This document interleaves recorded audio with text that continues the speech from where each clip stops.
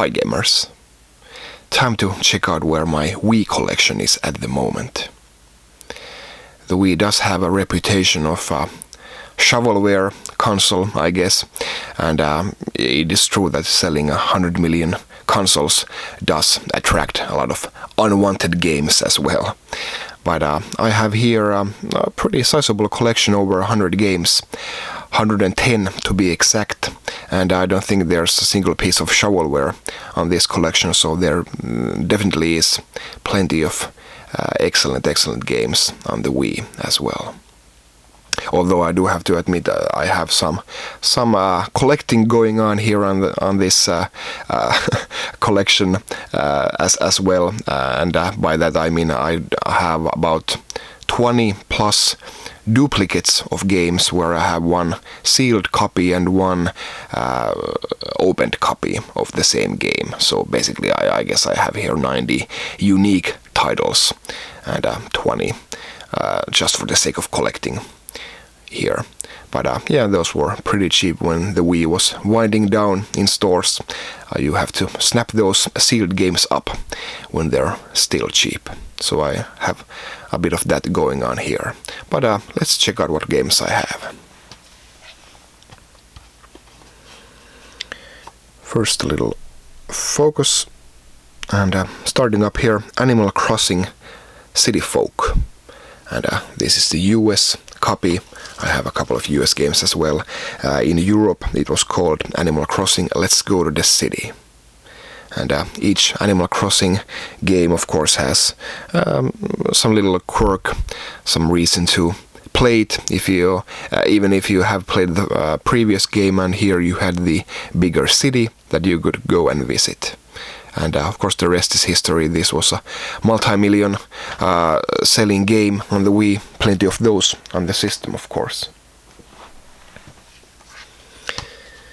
Next we have another Code R, A Journey into Lost Memories. I think this was never released in the US, so don't feel bad if you haven't heard about this game. It is a sequel to the DS game Another Code. Also known in the US as Trace Memory, I believe. And if you watched my DS collection video, you know how highly I think of that DS game. It does have some of the more ingenious uses of the DS hardware than any other game. I just love it. This is kind of the same deal here on the Wii. You do use the Wii remote in innovative ways, but it really doesn't hold a candle to the DS original. This is a totally new story, of course. Just has the same young female protagonist here, but yeah, the puzzles are very much simpler, but it does have a lot of story to it. It says here, read and solve like a mystery novel, and that's certainly true. I would estimate that, you know, at least half, if not more, maybe even like 75% of this is you know, reading and watching cutscenes, stuff like that. So yeah, I guess I'd recommend this to, I don't know, young girls who want to get into games or something like that. It is a great teen mystery novel indeed. I did enjoy it, but not nearly as much as the DS game. And also have here a sealed copy, as I do with Battalion Wars 2 as well. One open and one sealed. Great real-time action. Then Blox, one of the Steven Spielberg games that were much hyped when they were coming out. I really don't know what Steven Spielberg did on this game. I don't know if anybody does, but long story short, this is an excellent puzzle game. Great use of the motion sensing of the Wii remote, and great block puzzling here. And it also spawned a sequel, Blox Smash Party. Great 4-player fun. Boom Street, a Mario-themed party board game from Square Enix. Boy and His Blob, a sequel to the NES and Game Boy originals, a total new game, gorgeous 2D graphics, hand-drawn, really great atmosphere, and it's an adventure puzzle game. But what really sets this game apart from any other game is that it has a hug button. Yes, there is one button on your controller that does nothing else except that the boy hugs the blob, and it's the most endearing thing ever. It doesn't affect gameplay at all. It is simply there for hugging, and I think that really tells all about this game. Really, really charming.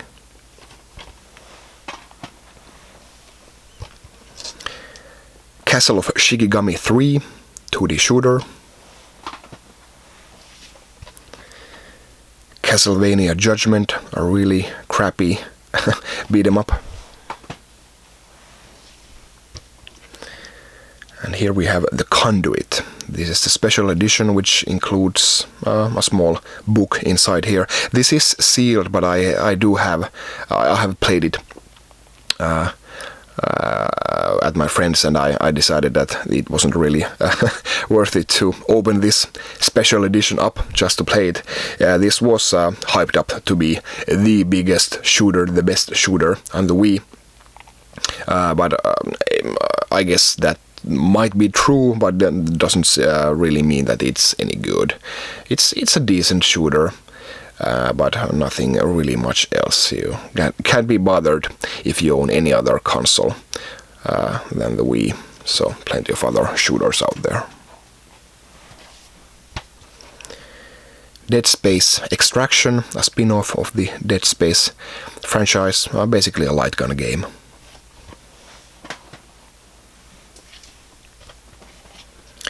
The Blob, I got here one opened and one sealed copy. Great color-based puzzling and action. Quite unique idea for a game. As is this Disaster Day of Crisis. This is one of the most over-the-top stories in games. Basically, you're this one guy who's battling different natural disasters, and it's very cheesy, very fun. Great fun. Do play this if you have the chance. And then a real platforming classic, Donkey Kong Country Returns. Very tough game. This was really something else than Mario's, and I guess still is. The sequel on the Wii U was a really tough game as well.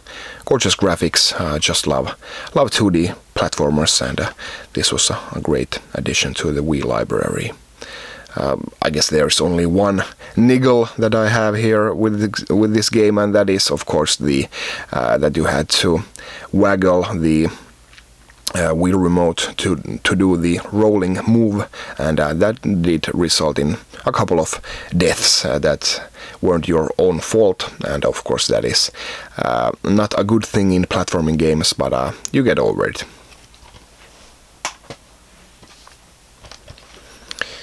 Donkey Kong Jungle Beat. This is part of the New Play Control series.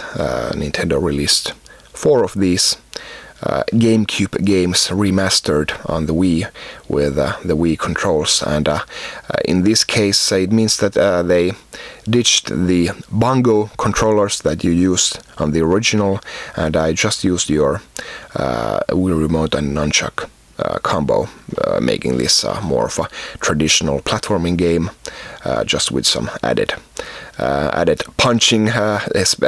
For example, in the boss fights, you could punch with both of your hands. So a nice little touch there. But basically, this is more of a traditional platforming game than it was on the GameCube. A great game, looks great as well. And I also have here a US copy of the same game.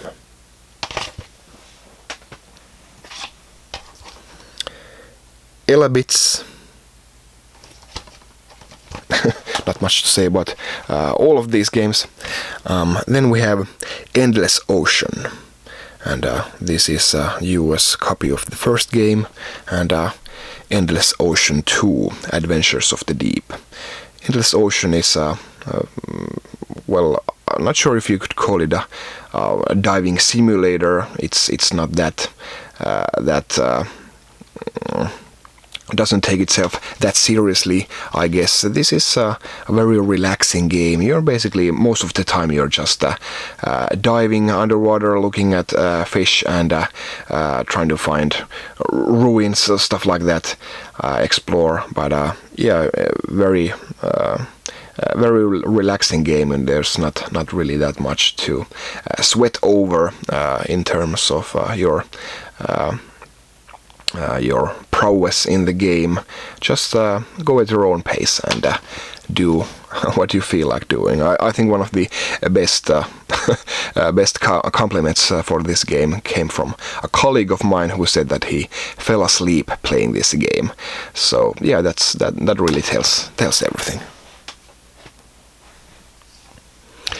And then we have a duo of racing games, Excite Truck, loosely based on the Excite a Bike franchise, and also here we have here Excite Bots Trick Racing. I think Excite Bots was never released in Europe, so this is a US copy. Excite Truck was a fun little game early on the Wii's life. Great arcade style racing, good stuff. And then we have Final Fantasy, The Crystal Bearers, part of the Crystal Chronicles series. I actually haven't played this one. I did play the original on the GameCube and liked it quite a bit, but there have since been several games on the Wii and the DS, which I haven't that much played, but I did like the GameCube original, and this is more of the same. Multiplayer, real-time Final Fantasy action.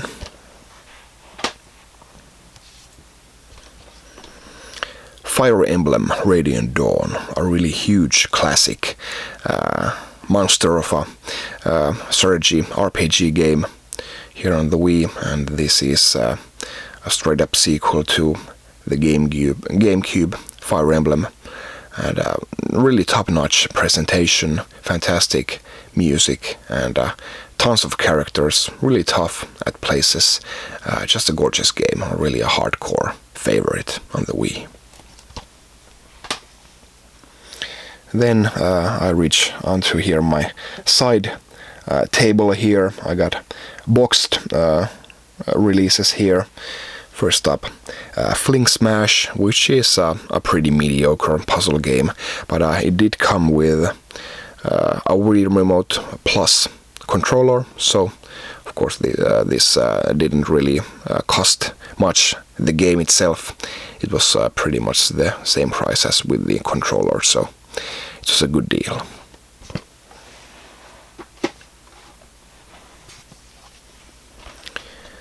Geometry Wars Galaxies. Geometry Wars was pretty much the best launch game on the Xbox 360, so I was very happy when they announced Geometry Wars Galaxies on the Wii. It does add a ton of new modes and replayability to the game, but it does subtract something from the original experience. I did like the purity of the gameplay there. There are just too many bells and whistles on this version. Even though I did like it, it's still a fantastic 2D shooter. And then another boxed set GoldenEye 007, which included a golden classic controller Pro.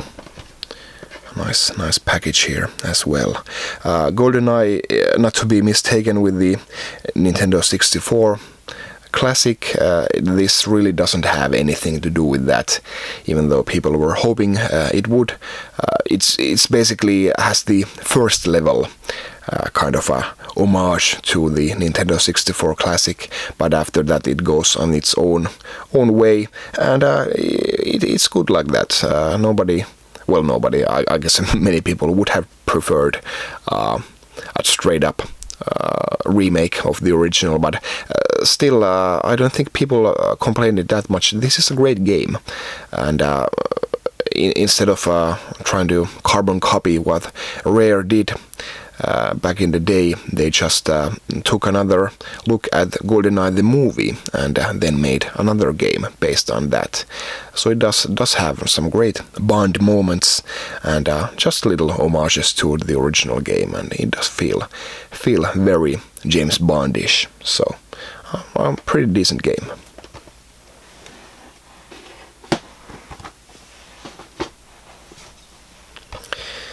And then a Guilty Gear XX Accent Core 2D fighting game. Gorgeous one at that. The House of the Dead 2 and 3 return. Light gun game includes parts 2 and 3 of the classic light gun series. Started on the arcades, and these were released on, number 2 was released on Dreamcast, and number 3 on the Xbox, which also had number 2 as an unlockable, but here we have 2 and 3 on the same package as well.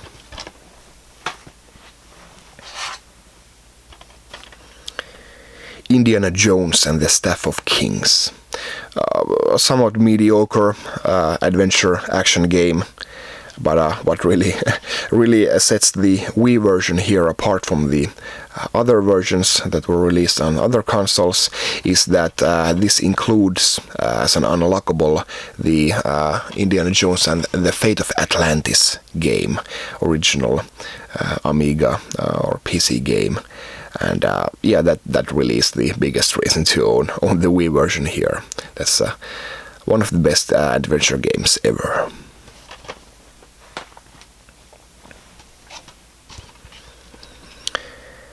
Ivy the Kiwi, a really charming puzzle game.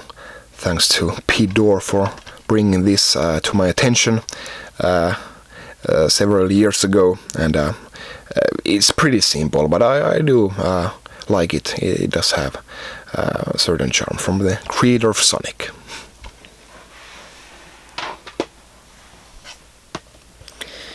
Then we have Kirby's Adventure Wii, which has a 4-player simultaneous co-op. Great fun, great 2D Kirby action. And then Kirby's Epic Yarn. This again, I use the word charming a lot, but this is not just charming. This is really endearing.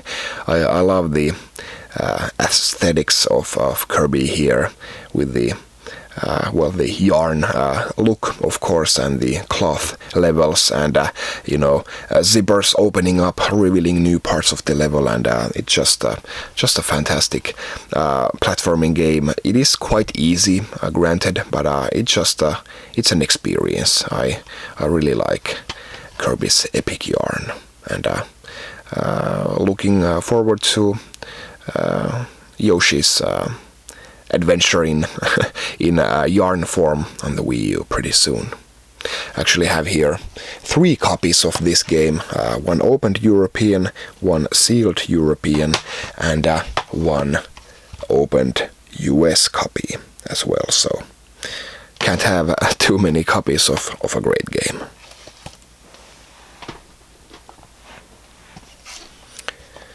Then one of the best launch games ever, The Legend of Zelda Twilight Princess.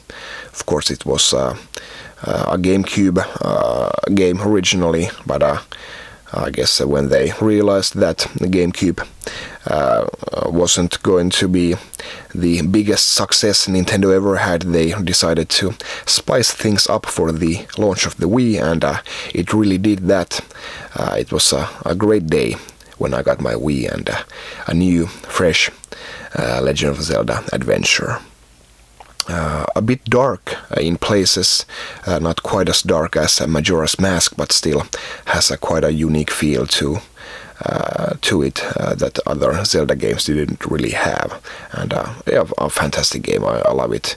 A huge overworld, which sadly doesn't have that much to do in it, even though of course there are plenty of secrets that you can find. But I guess they could have populated the place a bit more. And I also have here an opened, a sealed copy as well. And then, of course, we have the second Zelda on the Wii, Skyward Sword. This is the limited edition, which includes a special orchestra CD. And of course, I also have here the limited edition pack, which includes the same CD and a really cool golden remote. But Skyward Sword, it does.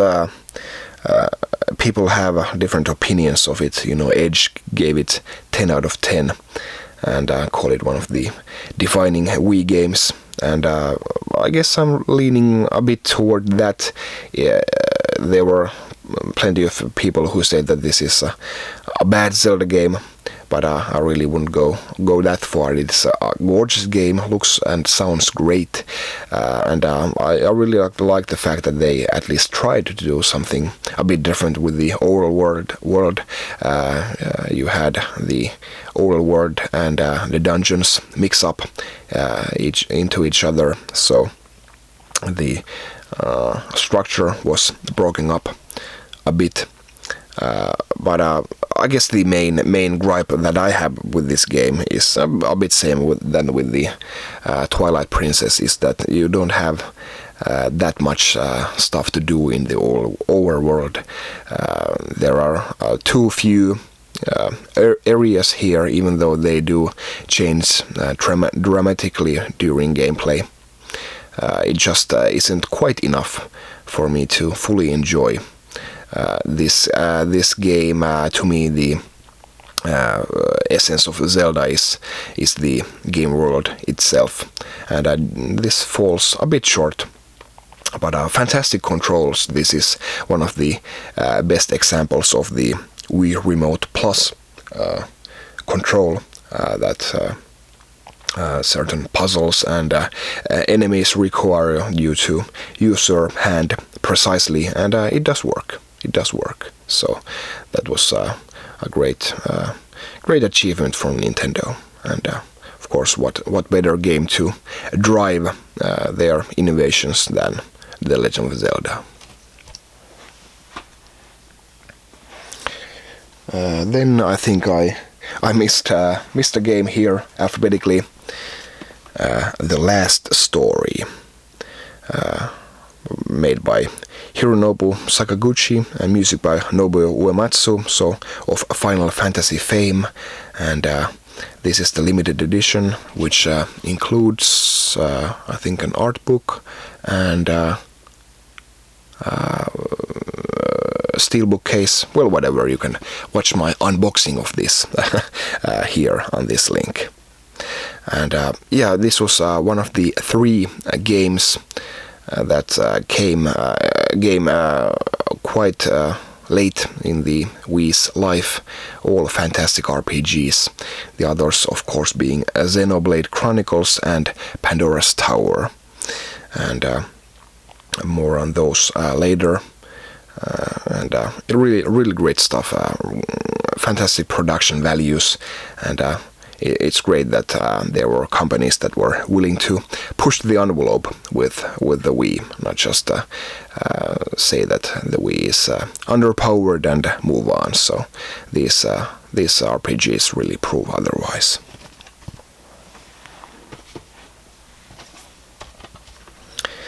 Little King's Story.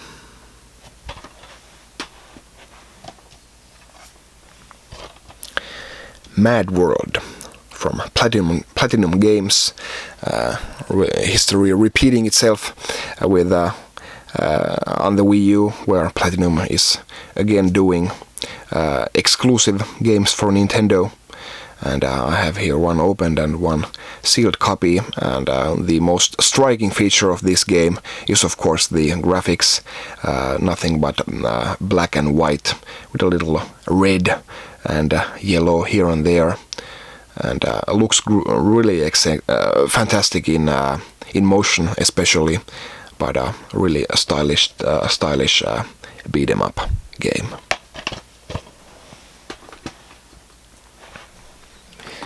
Then Mario Kart Wii, and this is the pack that included the Wii wheel,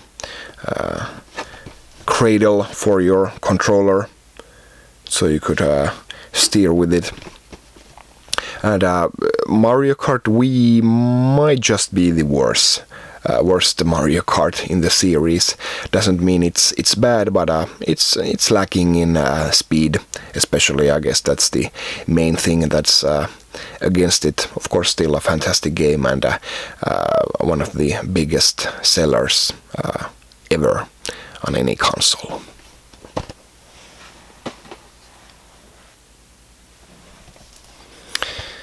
Then we have Mario Sports Mix. I guess they got fed up with doing individual Mario sports games like golf and tennis, and just had this mix of, was it 4 different? Yeah, ice hockey, volleyball, dodgeball, and basketball, all rolled up into one. So saves some space on your shelf. Also have here a sealed copy of the game. And a couple of more sealed copies as well. Mario Party 8 and Mario Party 9. And this is actually quite surprising, as people see that the Wii is a shovelware machine or a party game, mini game machine, but it only had 2 Mario Party games, whereas Nintendo 64 had 3 and the GameCube had 4 Mario Party games, and the Wii just had 2. So not that much partying from Nintendo itself on this machine. Mario Power Tennis, another new play control game ported from the GameCube. Mario and Sonic at the London 2012 Olympic Games. I believe this is the biggest selling Sega game ever. This is made by Sega and published by Nintendo. And even counting Sega's own consoles, this is the biggest selling Sega game ever. So that's telling a lot. But Sega did a good job with this. And some great sports here with our lovable characters.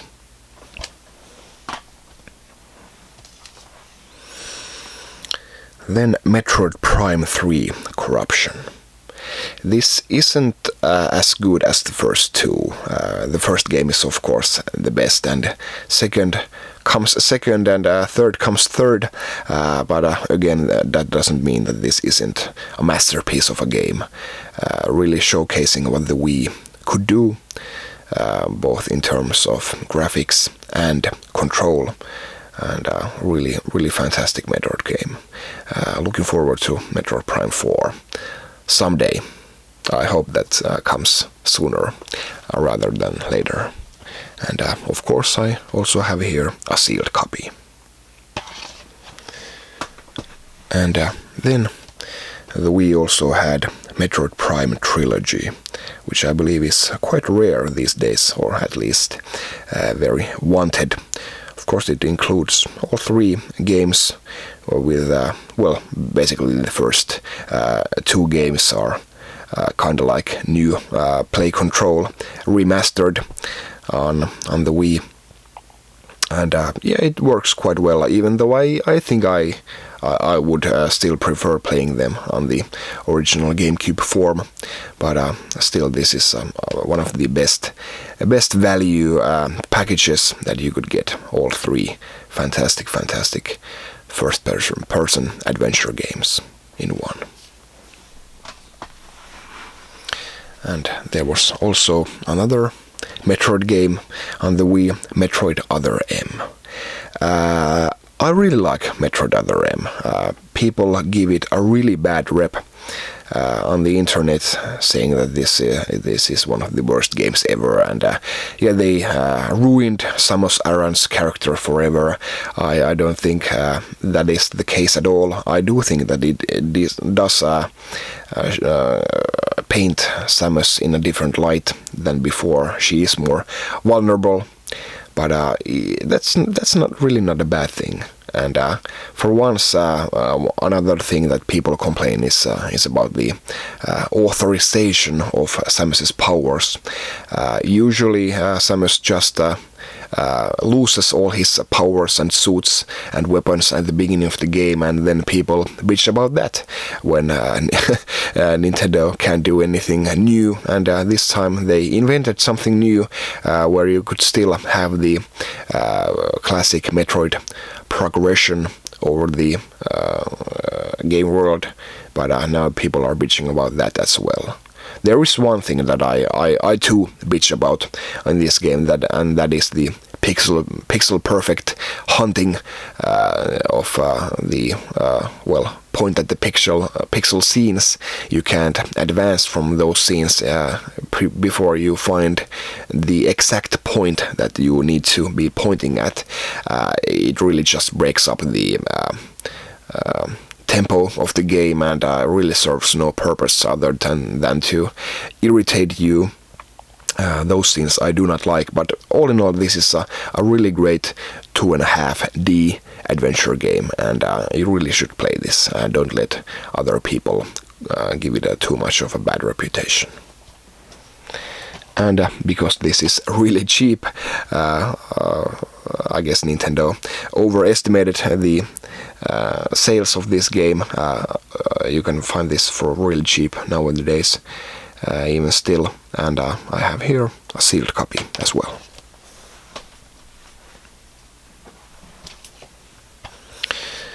Then Monster Hunter 3, or Try. Monster Hunter being one of the biggest game series in Japan, not quite as big here in the West, but still a great thing that we had a Western release on the Wii. And yeah, full online gameplay, and even supported the Wii Speak microphone, so you could communicate with speaking with your teammates. And I also have here the Ultimate Hunter pack. Comes in this sort of a treasure chest, and you can also check out an unboxing for this from the link now. Includes the game, a black Classic Controller Pro, the Wii Speak microphone, and a little figurine.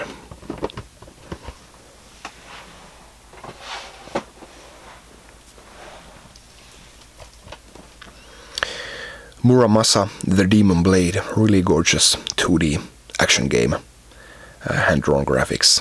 Really have to like that, and give a nod to the developers for bringing such beauty to the console.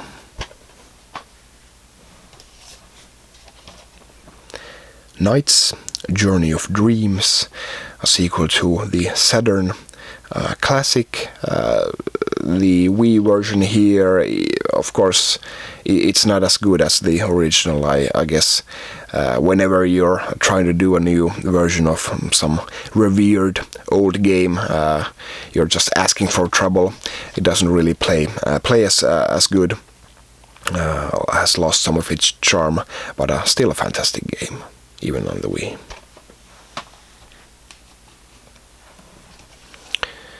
Then the final two new play control games, Pikmin and Pikmin 2. And these are something that some games that really benefit from the new play control scheme.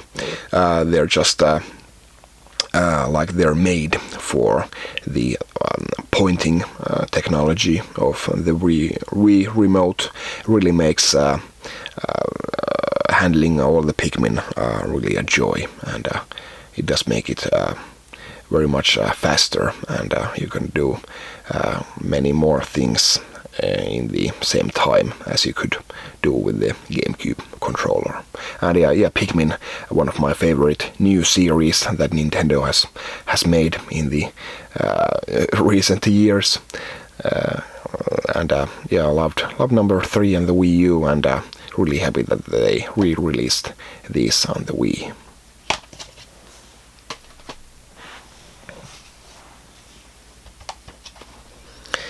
New Super Mario Bros. Wii. Of course, the first game on the DS was the first game in this new series, and when they brought it to the Wii, the biggest innovation was 4 players simultaneous gameplay for the first time in any Super Mario game. So that was really a riot. This was a fantastic party game to be played with your friends.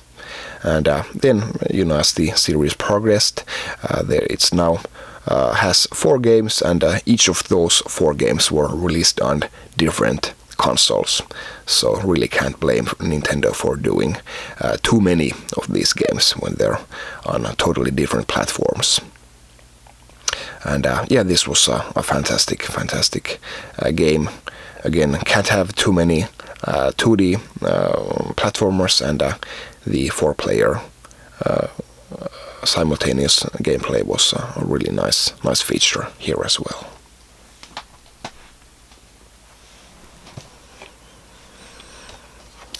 Then we have No More Heroes. This is the US copy, and I also have here a sealed European version as well. I think they censored some stuff in the European version, so that's why I had to get the American version as well. And there was also a sequel, No More Heroes 2 Desperate Struggle. These are quite unique games in the Wii library. Very adult, very bloody, very violent, great humor, great graphics, and really unique stuff. You need to play these if you have the chance. From Suda51.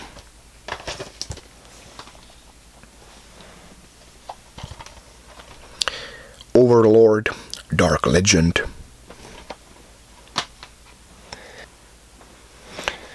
Then Pandora's Tower.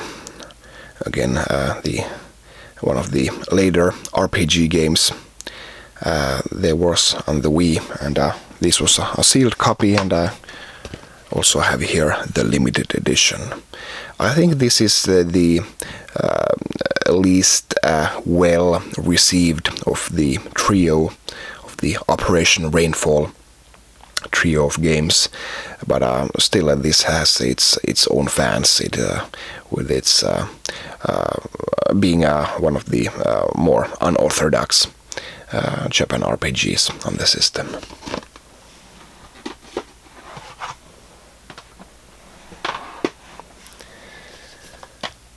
Then Punch-Out, a great classic, coming back.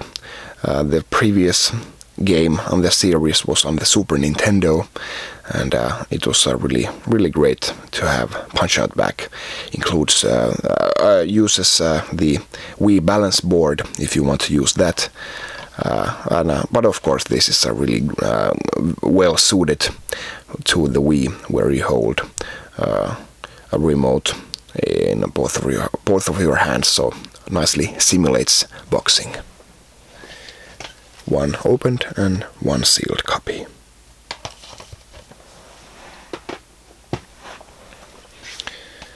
Then one of the best games ever, one of the best action games ever on the GameCube, and they also released Resident Evil 4 on the Wii. Got here an opened PAL version and a sealed US version. Which cover do you prefer? I prefer the European cover for sure.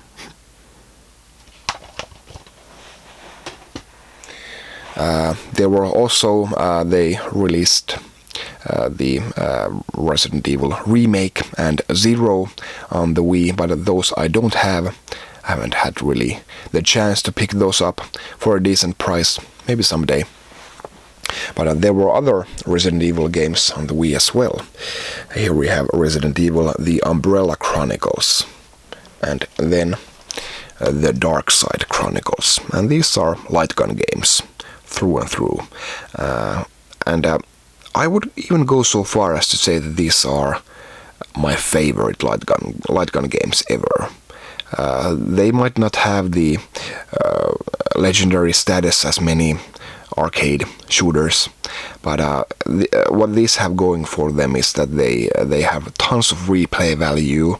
You're unlocking stuff, new weapons, stuff like that, and there are lots of collectibles on the levels, lots of alternate routes you could take, and these are really what the main thing that makes light gun games off-putting is that you're playing the same levels through and through all over again, but these have great variety in them, and you can save and continue your progress there, and really have lots of stuff that other light gun games just don't have.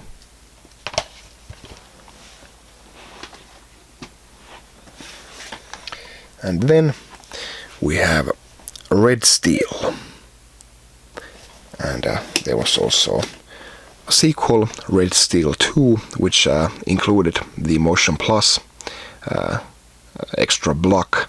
Red Steel was one of those really hyped games that tried to be one of the early must-have Wii games, and this was something that Nintendo fans used as a great example of the power of the Wii and how it's going to revolutionize the shooting genre on the Wii.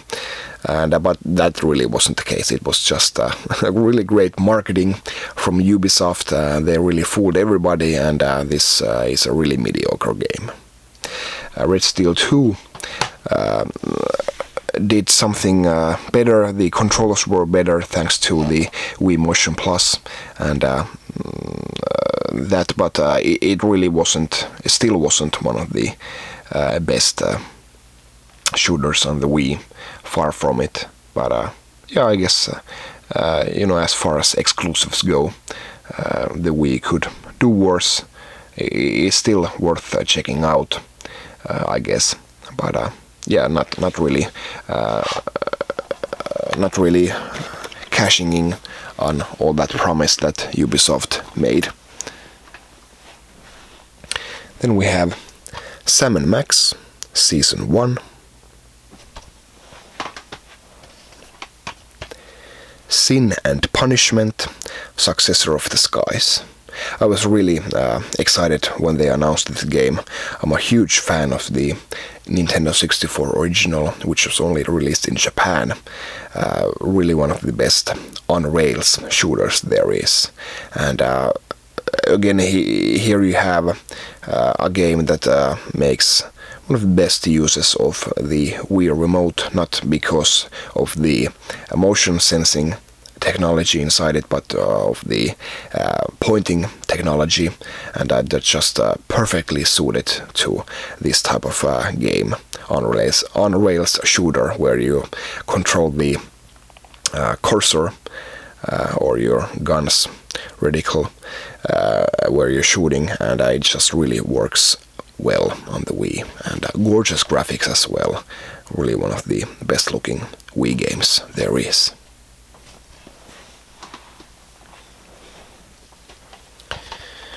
Then we have Sonic Colors. Yeah, I guess an above average Sonic game. And also have here a limited edition pack, which includes some figures here. Sonic and Friends.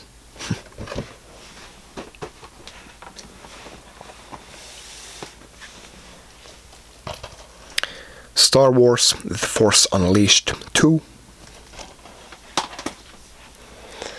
And then some really fantastic games. Super Mario Galaxy. And of course I have here Super Mario Galaxy 2. One as an opened copy and one sealed.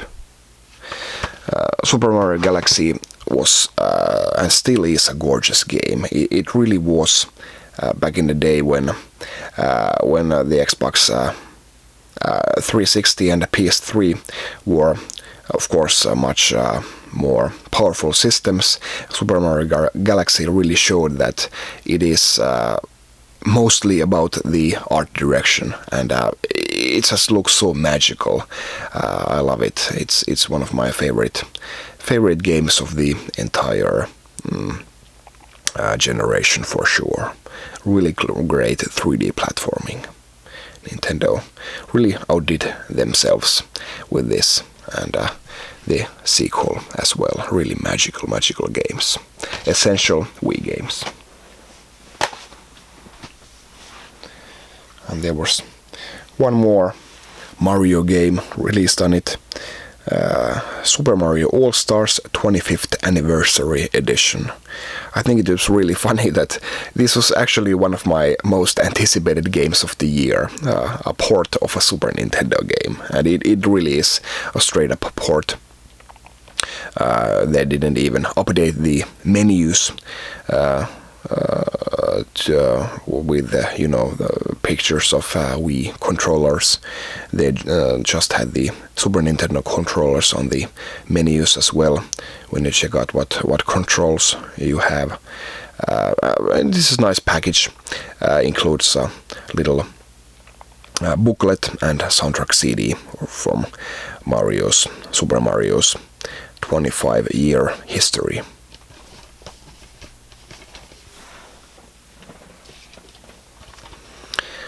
Super Monkey Ball Banana Blitz.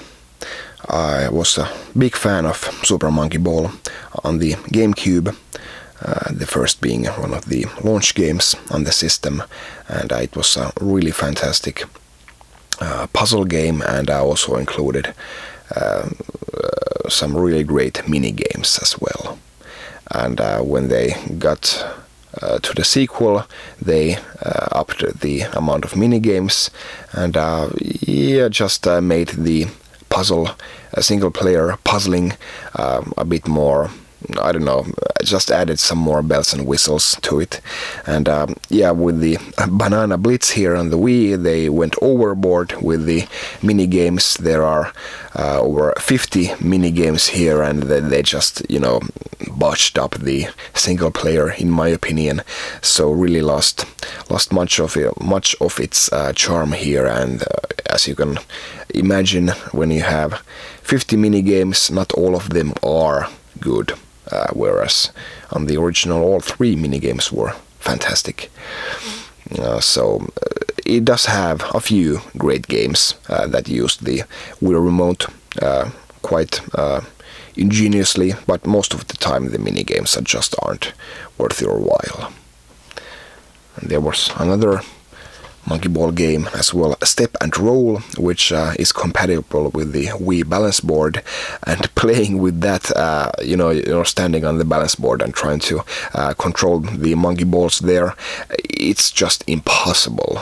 It really is one of the hardest things I've played, and Sega knew what they were doing, because when you play with the balance board, they take up most of the obstacles on the course, so they really try to make it easier, but it still isn't. It's borderline unplayable with the balance board. And yeah, again more bad mini games. So Super Monkey Ball sadly took a really big dive in quality after the GameCube. Hopefully they'll one day make a worthy sequel to it.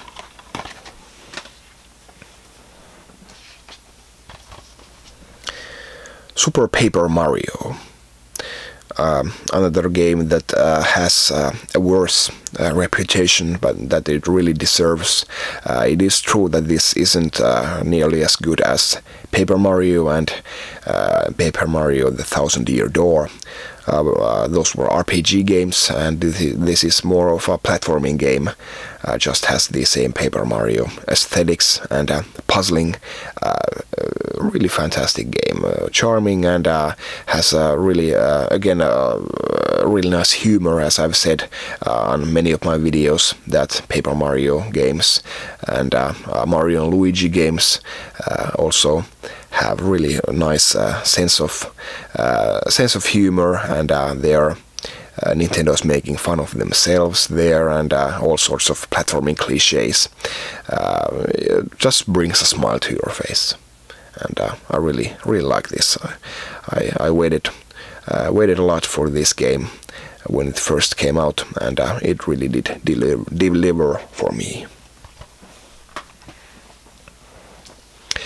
As did this Super Smash Bros. Brawl. This is one of those games that people say that Nintendo dropped the ball after the GameCube version, and Nintendo just got lucky with the mechanics that they made for GameCube's Melee.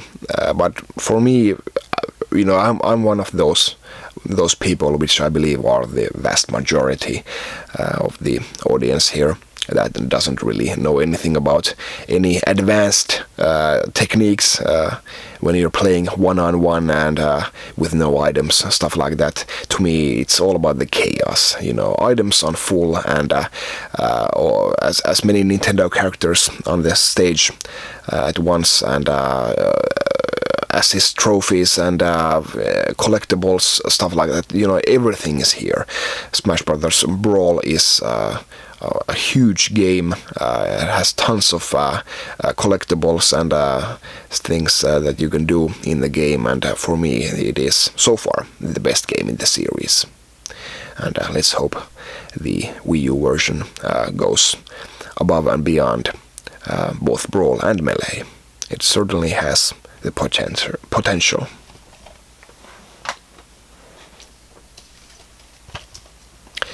Tales of Symphonia, Dawn of the New World, a sequel to GameCube's Tales of Symphonia, which I did like quite a bit, but this one I haven't opened yet. Let's see if I ever get around to it. Then a couple of surgeon games, Trauma Center, New Blood from Atlas, and Trauma Center, Second Opinion here as well. And really quirky stuff. You're operating on bombs and trying to catch robots inside people. Crazy stuff. Really Japanese, great fun, and really a unique premise for a game. Works great with the Wii's motion technology. And then one of the probably the least known games that Nintendo themselves put out, Wario Land, the Shake Dimension. I think people really don't know how great a game this is. This is a fantastic 2D platformer.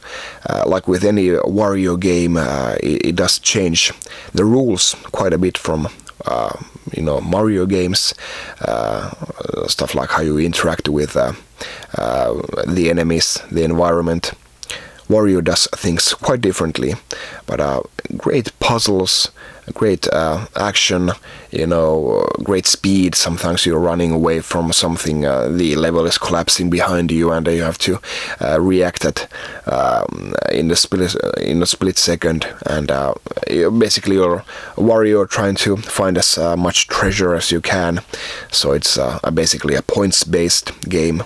But I really like this. This is really something that you should pick up if you haven't played it before. I guarantee you won't regret it. I got here one open and one sealed copy.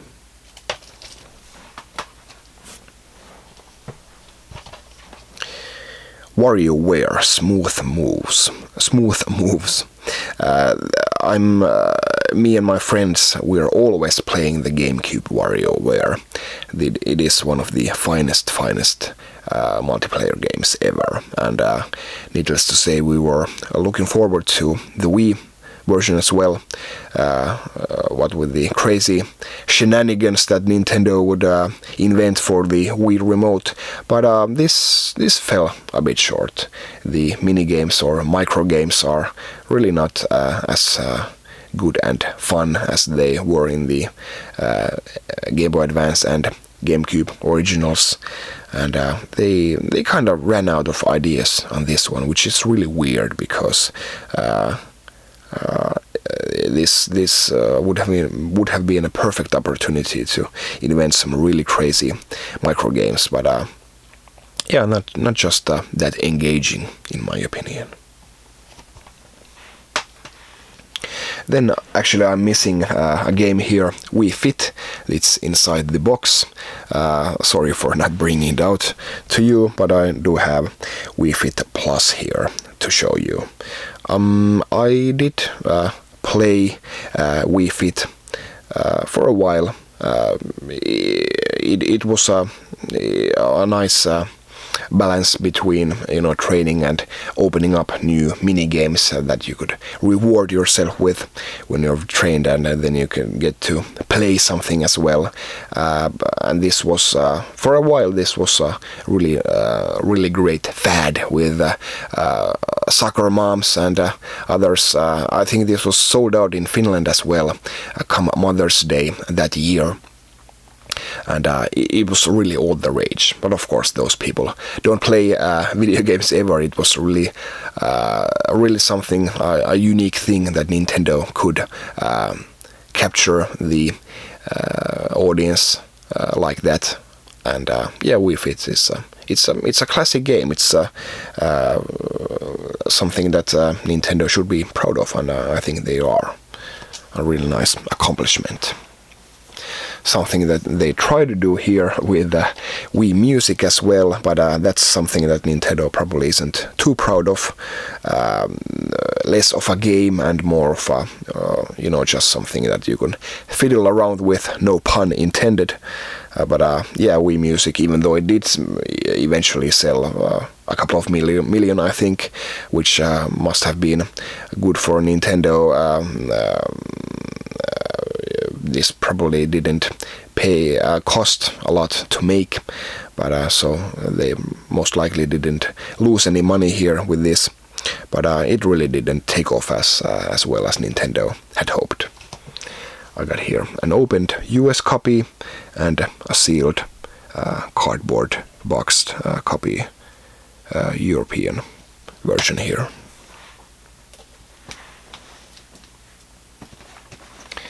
Then Wii Party, just basically Mario Party with Mii characters. I've said it before, I'll say it again, I'm not really fond of Miis. This would have been better with just Mario characters for me, but it still includes a lot of great stuff here. Nice fun mini game still. This one included the Wii remote, so it was a great value for your money. as was this. Wii Play also included a Wii remote, and the game itself was like a couple of euros on top of the price of the remote, so that's one of the reasons why this one has sold tens of millions of copies as well. But Wii Play, it does have, I think it has 9 mini games on it, but some of those are really gems. I still like to play them even this day. The tank minigame is my personal favorite. Great with 2 players as well. And there was also a sequel to it, Wii Play Motion, which included a red Wii Remote Plus. It doesn't have as charming games as the original, but it was a great showcase of what the Wii Remote could do, the Remote Plus could do with its improved motion sensing. And then the biggest selling console game ever, of course, mainly thanks to it being bundled up in the West with the console, Wii Sports. This was really a killer app for Nintendo and the Wii, and even though you might not appreciate the gaming inside this box here, it really is one of the most influential games ever. It really prompted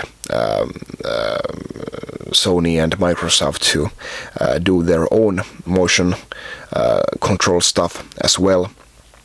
And it was a phenomenon. This was played on all the talk shows, and celebrities were talking about Wii Sports, and every single player, person, even your mom and dad, have played this and liked it because it was simple enough, and that was really a excellent play on Nintendo's part for doing a game like this. For the Wii, and it was a perfect example of that what the Wii was.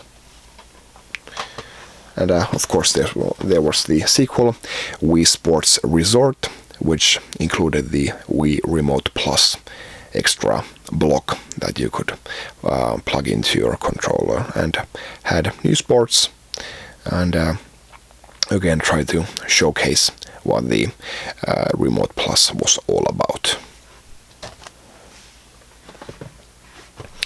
Getting closer to the end here, and here we have the third and final of the Operation Rainfall RPGs, and by far the best of the bunch, Xenoblade Chronicles. I have here the standalone game, and also the quite